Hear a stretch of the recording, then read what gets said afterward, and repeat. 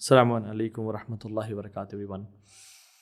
آج کے ٹاپک میں سمجھتا ہوں کہ ہر مسلمان مرد عورت جوان بوڑھا بچہ اس کے لیے بہت ضروری ہے، and it is the need of the hour. رسول اللہ صلی اللہ علیہ وسلم نے فرمایا البر حسن الخلق، رائچسنس از گڈ کیریکٹر، والاثم ما حاق فی صدرک وکرہت ان یطلع علیہ الناس، اور گناہ وہ ہے جو دل میں کھٹ کے یا تمہیں برا لگے کہ لوگوں کو پتہ نہ چل جائے۔ حدیث کا جو پہلا پورشن ہے ہم اس سے بات کریں گے، رائچسنس از گڈ کیریکٹر، اچھا کردار۔ جو آپ سے اچھے کردار میں آگے ہے اس حدیث کے مطابق، وہ آپ سے دین میں آگے ہے۔ ہمیں دیکھنا چاہیے کہ ہمیں سے اچھے کردار میں کون آگے ہے اور کردار ہے کیا۔ لیٹس آسک ابن القیم الجوزی رحمہ اللہ۔ وہ کہتے ہیں کہ کریکٹر 4 کوالٹیز جس میں پائی جاتی ہیں وہ اچھے کردار والا ہے۔ یہ فاؤنڈیشنل کوالٹیز ہیں 4 جو کہ ایک اچھے کردار کے لیے ضروری ہیں۔ پہلی، پیشنس اینڈ پرسیویرنس یعنی صبر۔ سیکنڈ، سیلف رسپیکٹ، عزت نفس which leads to self restraint، یعنی عزت نفس جو کہ گناہوں سے اور انسان کے کریکٹر کو اچھا بنائے اور وہ برے کاموں سے رکے۔ تیسری، عدل، جسٹس، فیصلہ چاہے اپنے خلاف ہی کیوں نہ جا رہا ہو، اپنے ہم لاس میں کیوں نہ ہوں، لیکن عدل کو پریفر کرنا یہ اچھے کردار میں سے ہے۔ اور چوتھی چیز، شجاعہ، جس کو اردو میں شجاعت کہتے ہیں اور انگلش میں بریوری کہتے ہیں۔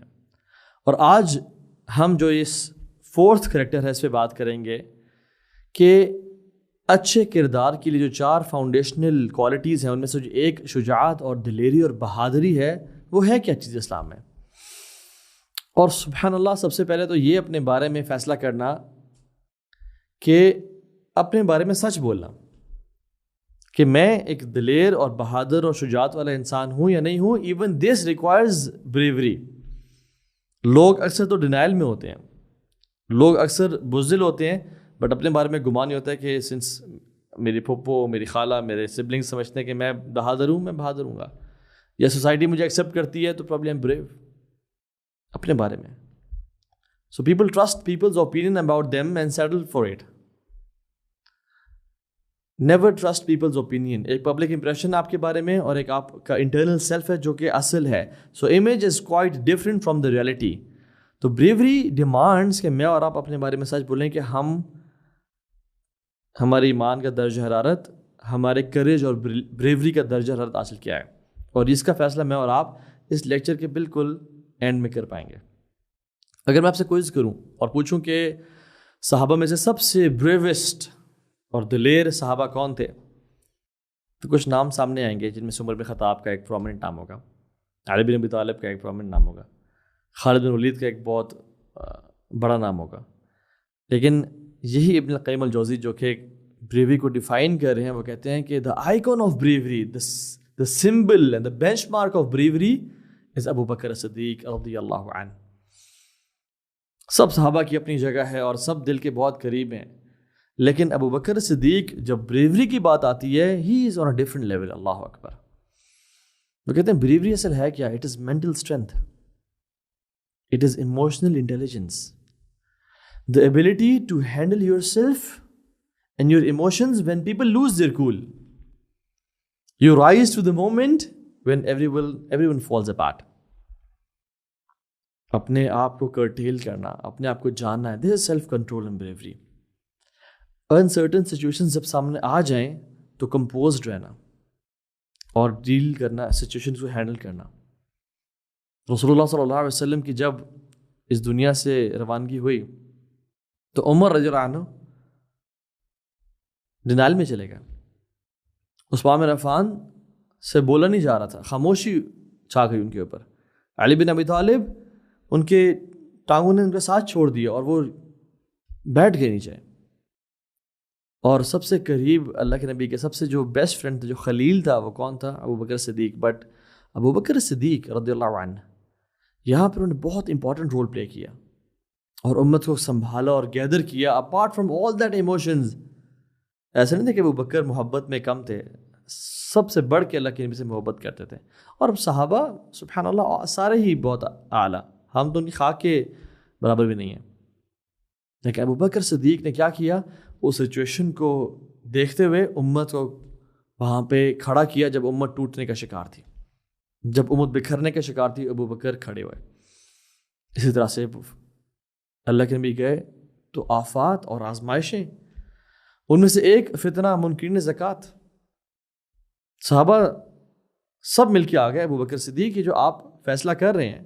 اور وہ معاملہ یہ ہوا تھا کہ بہت سارے قبائل نے کہا تھا کہ ہم محمد کو مانتے تھے اپنے لیڈر صلی اللہ علیہ وسلم، اور ہم جو دیتے تھے انہی کو دیں گے، اس کے علاوہ ہمارے کسی کے ساتھ بیعت نہیں ہے، تو ہم آج کے بعد زکوٰۃ نہیں دیا کریں گے. بہت بڑا فتنہ تھا، لوگوں نے زکوٰۃ کا انکار کر دیا. ابو بکر صدیق نے کہا کہ ہم ان سے جہاد کریں گے، یہ نان مسلمز ہیں، جس نے زکوٰۃ کا کمپلیٹلی انکار کر دیا. صحابہ سارے اکٹھے ہو گئے اور کہا ابو بکر صدیق ہم اس پوزیشن میں نہیں ہیں، رسول اللہ ہیز جسٹ پاسڈ اوے، ہم بہت سارے بیٹل فرنٹس پہ کھڑے ہیں، ہمارے لشکر بہت جگہوں پہ موجود ہیں، اگر ہم نے ایک نیا مسئلہ چھیڑ دیا تو بہت مسئلہ ہو جائے گا، پلیز ٹرائی ٹو انڈرسٹینڈ. ابھی نہیں. In the hindsight Abu Bakr was right, he said it's now or never. اگر ہم نے اس فتنے کو ابھی کرٹیل نہ کیا اور مت رکا تو پھر. اینڈ سبحان اللہ Abu Bakr had the courage to go against the majority and go against everybody. He was alone. اور یہ بھی فیئر ہوتا ہے نا کہ اگر میں غلط ہو جاؤں یا مسلمانوں کو ڈیمیج فیس کرنا پڑے، بہت سارے صحابہ شہید ہو جائیں تو سب مجھے ہی کہیں گے نا.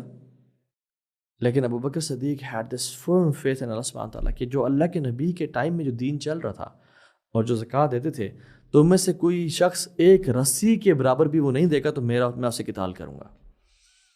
اور جب عمر خطاب ہے اور کہا ابو بکر صدیق دیکھیں سمجھنے کی کوشش کریں، حالات ابھی بہت ٹف ہیں. ابو بکر صدیق نے کیا کہا، رضی اللہ عنہ یا ابا بکر. عمر کی داڑھی کو پکڑا اور قریب کھینچا اور کہا اجبار فی الجاہلیہ خوار فی الاسلام. عمر جاہلیت میں بریو اور اسلام میں بزدل. اور ابو بکر صدیق نے عمر کی چھاتی پہ زور سے ہاتھ مارا اور عمر بن خطاب کہتے ہیں کہ اس ٹائم ایسے لگا کہ جیسے میرا سینہ کھل گیا اس مسئلے پہ اور میں نے ابو بکر کا ساتھ دے دیا. پھر سو دس از بریوری.